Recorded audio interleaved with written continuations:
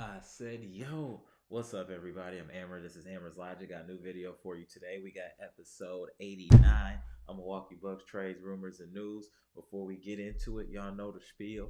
Comment, like, subscribe, and share this electrifying content with the people. Y'all know we here to talk about what just happened between your Milwaukee Bucks versus the Phoenix Suns on the road. Another victory. What's going on? That Golden State game doesn't even matter. That was an accident. The Bucks are the best team in the NBA. Let's go, Bucks. 116-104. They were playing with their food a little bit in this game. I felt like they were playing like they know that they could beat Phoenix and turn up on them when they were ready. But I don't like that. The Bucks from time to time, y'all. Before we get into all this, they have a very arrogant way of playing. They'll get a lead, let teams come back, mess around, and then try to close them out at the end. I'm very concerned about the Bucks' killer instinct. I'm not worried about them winning games. They're gonna win games. They're the best team in the NBA, but they need to have killer instinct again, where you're trying to put teams away. They had a couple times in this game where they probably should have put Phoenix away. Y'all let me know if I'm tripping in the comments section. I feel that the way we were playing at certain points in this game, we should have put this team away, especially before halftime, where we were up 15 with about 2 minutes left, and we let them go on a run to get some momentum going into halftime.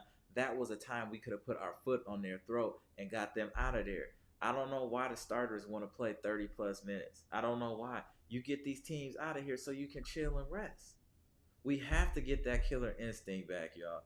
And I'm not trying to go on a quick rant right away, but y'all let me know if I'm tripping. Do you feel like the Bucks play with their food, like they lack the killer instinct to put teams away?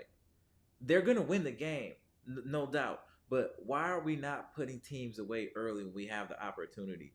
Instead, we take wild threes or just do something crazy instead of sticking to what's working. Just like in that 2 minute stretch, we've been killing them in the post. We've been killing them with Lopez, killing them with Giannis in the post. Why would you go away from that for no reason to shoot errant threes? It just doesn't make sense. Keep doing what's working. That's what got you the lead. Keep doing that. The threes are broke. Why are you keep shooting them?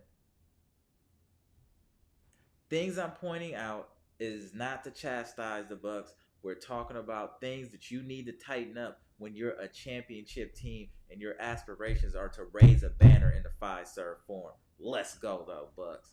So Bucks won 116-104. I feel like this game was a lot closer than it needed to be. I feel like the Bucks had a solid first quarter. And they had a solid first half. You know what I'm saying? They had a solid first half. Besides a little hiccup at the end of the second quarter. And Giannis again, another 20-point game. Lopez again dominant in the post. Is Lopez playing the best basketball of his career right now, y'all? Is Lopez playing the best basketball of his career right now? Lopez is playing on an all-star level right now. We got to show love. He's rebounding better. He had 10 rebounds today. I mean, Lopez is really, really going in right now. We got to pay. Lopez better get some award, or they better make up an award to give Lopez for what he's doing this year. I don't know. I don't think most improved player is appropriate, but they need to give him something. Defensive player, he deserves some form of award. He is playing at a high clip right now. Shout out to Brook, and we beat Phoenix without Chris Middleton today. Let's take that into consideration. They didn't have KD, and I understand that, but I think if we're both healthy, they're healthy, we'll beat them anyway, and that's real. I don't want to get into that right now, but we'll beat them. No team is beating the Bucks more than 3 games in a series. That I assure you. I digress.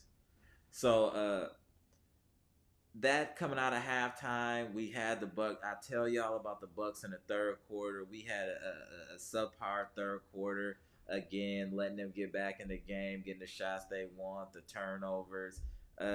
Those came back a little bit today, and that was a little bit of an issue. But on the positive side, the Bucks did awesome at points in the paint. They did awesome crashing the boards today, so it was good to see them do that. So and they did well offensive rebounds. So we out rebounded them 46-41, and we had 13 offensive rebounds, and we dominated in the paint. We dominated in the paint, 54-36. We dominated them in the paint. Maybe we should have done that a little bit more, and we could have made this game a lot easier than it was. So those are just things to consider. But great game by Brook. Great game by Giannis. They carried us throughout this whole game. They were both very consistent, and the others chipped in. So Holiday did not have his best performance today. He was 4 of 14, 0 of 5 from 3, 4 of 4 from the free throw line, 12 points, and 6 turnovers.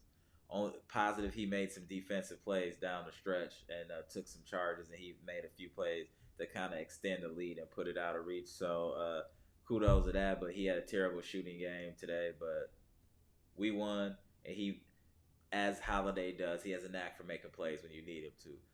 Carter, solid game, 9 points. Pat Connaughton participated today, y'all. Pat Connaughton had 8 points. Crowder, on his return back to Phoenix, 11 points. And he had a bone-crushing 3 late in that game as well. Bobby Portis, 11 and 4, 20 minutes. Ingles played well today. He really played that pick and roll, that high pick and roll with him and Brook really looked good today. That's something that they can build on, the high pick and roll with Ingles and Brook. And something my boy brought up to me I want to talk about in the chat. Hopefully y'all know who this is when I say it. Do you guys think that Jrue Holiday's defense is equivalent to Gary Payton's defense? I'm not talking about Gary Payton II. I'm talking about Gary Payton, the Glove Senior. Because I want to say, like my boy Amtrak said, it's on that level. I really feel like Jrue Holiday, he could be a defensive player there. He's definitely all defensive first team. He is elite. He is elite. We got to pay homage to he is elite. I really think that he's up there in those Gary Payton conversations, personally. I really think he's up there. And the Bucks shot good again tonight. 47% from the field. They shot terrible from 3. 64% from the free throw line. Obviously, a lot of that's Giannis. But again, Giannis 36, 11, and 8. Only 3. He had 3 turnovers. Nothing crazy. Again, Holiday was a kind of a turnover machine. But we played well. We crashed the boards. Offensive rebounds. It's good to see. We held them to 43% shooting. That's fine. Booker had 27. He shot 27 times, but only had 30 points. That was volume shooting. I was okay with that. Ayton started off strong, then he got cold in the second half. And then something else that I noticed today, no disrespect, CP3 might be washed. I noticed if you pressure him through the first 3 quarters, he don't have nothing left in the tank in the fourth quarter. I think he has a year or 2 left, and unless he wants to be like a role player, otherwise it's a wrap. This is his last run, I think, this year, and sadly they won't be raising the banner because it will be in 5-serve form. But yeah, I think it's on. Yeah, he's simmering right now. He's simmering right now because he's definitely cooked. He's definitely cooked. But again, another great Bucks win. We got 2 back-to-back wins on a difficult road trip. It should have been 3-0, but we'll take the 2-1. And I'm just happy that the Bucks are back on their winning ways. I'm happy that we're able to. You know what? The Bucks are winning games with all these hodgepodge lineups. I'm telling y'all, dude, when the Bucks are healthy, we is about to go on a run in this playoff. All these teams y'all think we worried about, we about to steamroll because of this bench and because of Giannis. I'm telling you, Giannis's impact is wild. It's wild. It's almost Shaq-like. I'm telling y'all, all that goofy stuff these other players be doing is not the same as when you impact in the game. Like the physicality he brings to the game, it's just different. You can't practice with that. You can't defend that. It's just you just absorb it. It's just interesting to watch sometimes how Giannis can dominate without doing all the shooting threes and all this extra stuff and faking to get fouls and just doing all this, just playing the game dominant, physical. It's impressive. Hey, y'all get tuned in here. We got a lot to talk about throughout this championship run. It's gonna be fun. It's gonna be fun. I'm charged. Bucks go ahead on this road trip and get clip 2 of. We missed 1, but we clipped 2.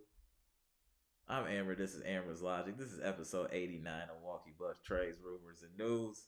Bucks win on the road again, and we got our playoff spot guaranteed today as well. So shout out to that. 116-104. Let's go, Bucks. Championship on the way. Fiserv form. We'll get another banner. Go.